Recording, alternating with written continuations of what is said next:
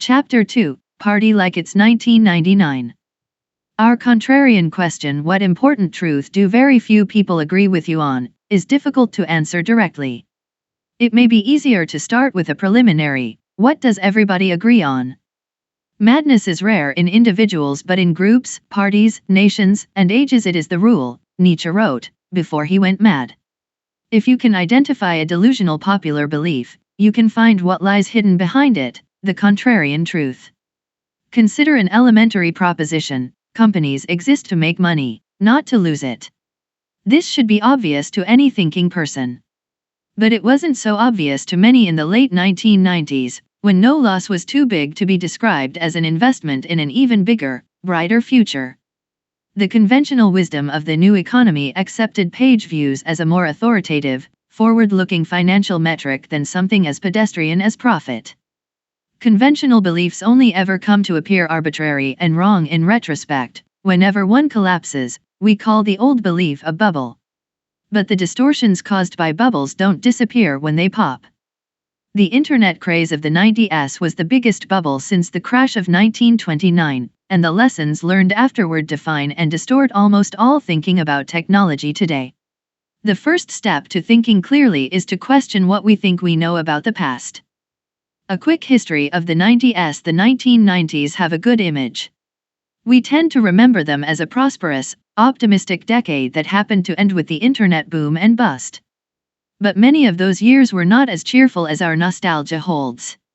We've long since forgotten the global context for the 18 months of dot-com mania at decade's end. The 90s started with a burst of euphoria when the Berlin Wall came down in November '89. It was short-lived. By mid-1990, the United States was in recession. Technically the downturn ended in March '91, but recovery was slow and unemployment continued to rise until July '92.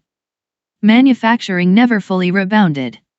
The shift to a service economy was protracted and painful. 1992 through the end of 1994 was a time of general malaise. Images of dead American soldiers in Mogadishu looped on cable news. Anxiety about globalization and U.S. competitiveness intensified as jobs flowed to Mexico. This pessimistic undercurrent drove then-President Bush 41 out of office and won Ross Perot nearly 20% of the popular vote in '92, the best showing for a third-party candidate since Theodore Roosevelt in 1912. And whatever the cultural fascination with Nirvana, grunge, and heroin reflected, it wasn't hope or confidence. Silicon Valley felt sluggish, too. Japan seemed to be winning the semiconductor war. The internet had yet to take off, partly because its commercial use was restricted until late 1992 and partly due to the lack of user-friendly web browsers. It's telling that when I arrived at Stanford in 1985, economics, not computer science, was the most popular major. To most people on campus, the tech sector seemed idiosyncratic or even provincial. The internet changed all this. The Mosaic browser was officially released in November 1993, giving regular people a way to get online. Mosaic became Netscape, which released its Navigator browser in late 1994. Navigator's adoption grew so quickly from about 20% of the browser market in January 1995 to almost 80% less than 12 months later that Netscape was able to IPO in August '95, even though it wasn't yet profitable. Within 5 months, Netscape stock had shot up from $28 to $174 per share. Other tech companies were booming, too. Yahoo went public in April '96 with an $848 million valuation. Amazon followed suit in May '97 at $438 million. By spring of '98, each company's stock had more than quadrupled. Skeptics questioned earnings and revenue multiples higher than those for any non-internet company. It was easy to conclude that the market had gone crazy. This conclusion was understandable but misplaced. In December '96, more than 3 years before the bubble actually burst, Fed Chairman Alan Greenspan warned that irrational exuberance might have unduly escalated asset values. Tech investors were exuberant, but it's not clear that they were so irrational. It is too easy to forget that things weren't going very well in the rest of the world at the time. The East Asian financial crises hit in July 1997. Crony capitalism and massive foreign debt brought the Thai, Indonesian, and South Korean economies to their knees. The Ruble Crisis followed in August 98 when Russia, hamstrung by chronic fiscal deficits, devalued its currency and defaulted on its debt. American investors grew nervous about a nation with 10,000 nukes and no money. The Dow Jones Industrial Average plunged more than 10% in a matter of days. People were right to worry. The Ruble Crisis set off a chain reaction that brought down long-term capital management, a highly leveraged U.S. hedge fund.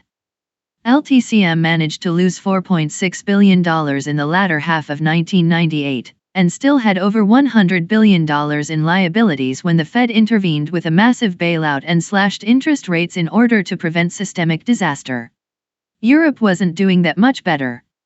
The euro launched in January 1999 to great skepticism and apathy. It rose to $1.19 on its first day of trading but sank to 83 cents within 2 years. In mid-2000, G7 central bankers had to prop it up with a multi-billion-dollar intervention. So the backdrop for the short-lived dot-com mania that started in September 1998 was a world in which nothing else seemed to be working. The old economy couldn't handle the challenges of globalization. Something needed to work in a big way if the future was going to be better at all. By indirect proof, the new economy of the Internet was the only way forward. Mania, September 1998 to March 2000. Dot-com mania was intense but short 18 months of insanity from September 1998 to March 2000. It was a Silicon Valley gold rush, there was money everywhere, and no shortage of exuberant, often sketchy people to chase it. Every week, dozens of new startups competed to throw the most lavish launch party. Landing parties were much more rare. Paper millionaires would rack up $1,000 dinner bills and try to pay with shares of their startup stock. Sometimes it even worked. Legions of people decamped from their well-paying jobs to found or join startups. One 40-something grad student that I knew was running 6 different companies in 1999. Usually, it's considered weird to be a 40-year-old graduate student. Usually, it's considered insane to start a half-dozen companies at once. But in the late 90s, people could believe that was a winning combination. Everybody should have known that the mania was unsustainable. The most successful companies seemed to embrace a sort of anti-business model where they lost money as they grew.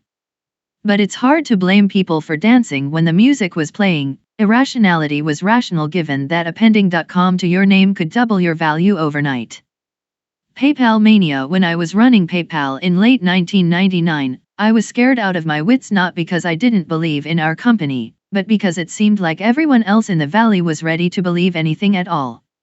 Everywhere I looked, people were starting and flipping companies with alarming casualness.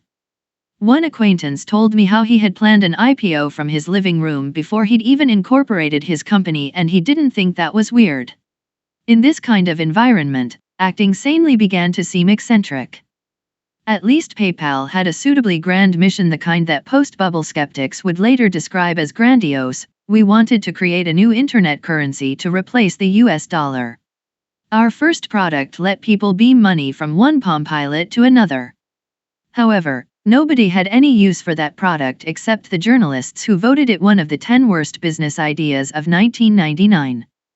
Palm Pilots were still too exotic then, but email was already commonplace, so we decided to create a way to send and receive payments over email. By the fall of '99, our email payment product worked well. Anyone could log into our website and easily transfer money. But we didn't have enough customers, growth was slow, and expenses mounted. For PayPal to work, we needed to attract a critical mass of at least 1 million users. Advertising was too ineffective to justify the cost.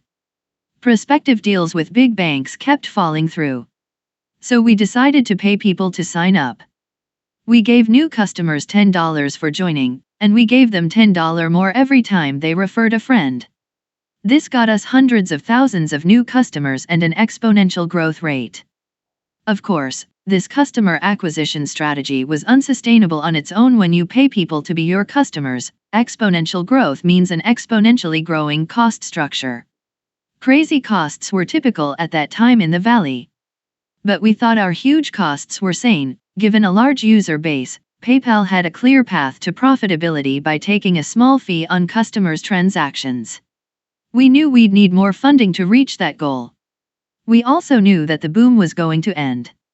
Since we didn't expect investors' faith in our mission to survive the coming crash, we moved fast to raise funds while we could.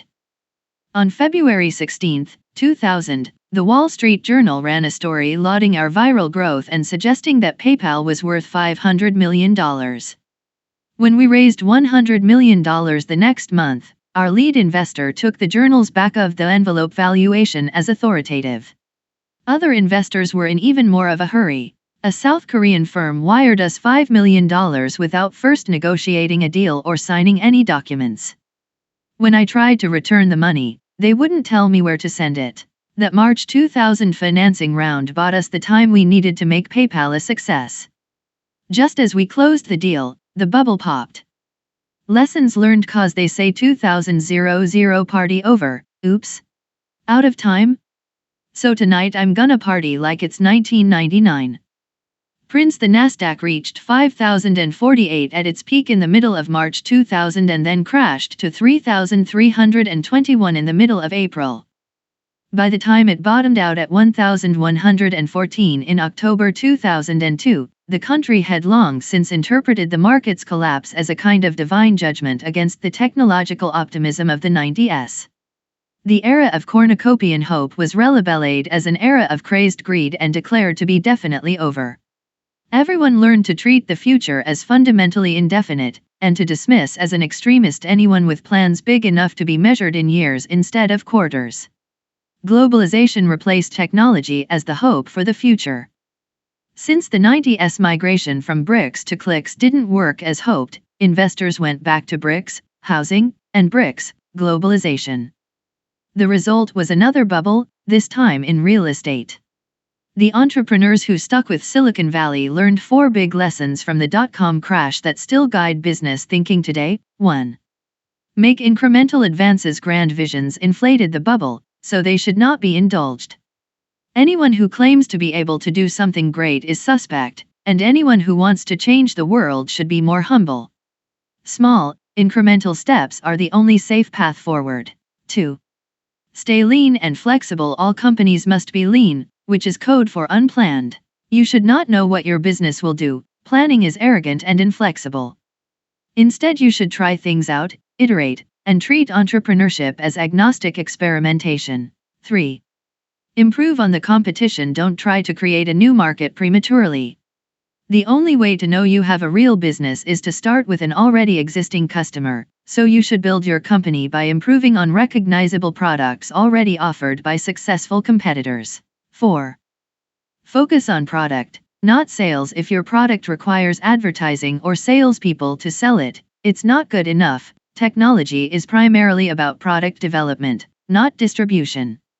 Bubble-era advertising was obviously wasteful, so the only sustainable growth is viral growth. These lessons have become dogma in the startup world. Those who would ignore them are presumed to invite the justified doom visited upon technology in the great crash of 2000. And yet the opposite principles are probably more correct. 1.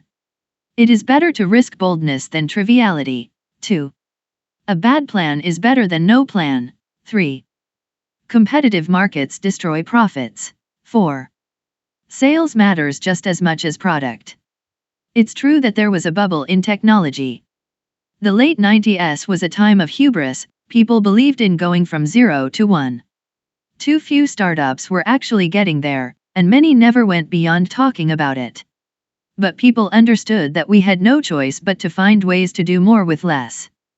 The market high of March 2000 was obviously a peak of insanity. Less obvious but more important, it was also a peak of clarity. People looked far into the future, saw how much valuable new technology we would need to get there safely, and judged themselves capable of creating it. We still need new technology, and we may even need some 1999-style hubris and exuberance to get it. To build the next generation of companies, we must abandon the dogmas created after the crash. That doesn't mean the opposite ideas are automatically true. You can't escape the madness of crowds by dogmatically rejecting them. Instead, ask yourself, how much of what you know about business is shaped by mistaken reactions to past mistakes? The most contrarian thing of all is not to oppose the crowd but to think for yourself. End of chapter 2.